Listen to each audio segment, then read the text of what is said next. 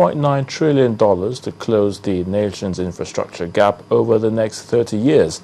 At the zonal validation workshop of the draft National Integrated Infrastructure Master Plan, the Minister of National Planning, Mr. Shamsuddin Usman, admits that the current infrastructure in the country is inadequate. Drawn from the northwestern states of Kano, Katsina, Kaduna, Jigawa, Zamfara, Kebbi, and Sokoto, the participants are expected to give their input to the National Integrated Infrastructure Master Plan draft, after which a final copy will be submitted to the Federal Executive Council. According to the draft, Nigeria would need to increase investments in infrastructure from the current $10 billion per annum to $15.9 billion per annum in 2014 and $35 billion per annum in 2018.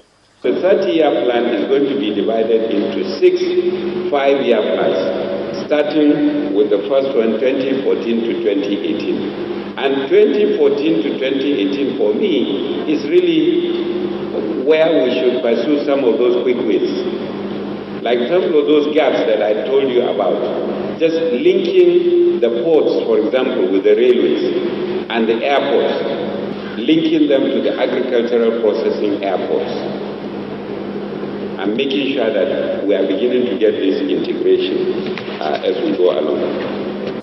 However, the expected benefit of the proposed plan includes enhancing economic growth, efficient allocation of resources, enabling environment for investors, among others.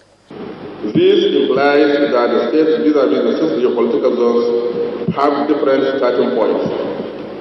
In line with the economic potentials and priorities of the geopolitical zones, the NIMP has already highlighted investment requirements for each of the geopolitical zones. This investment outlay suggests that states have to optimize investments in the development of infrastructure classes.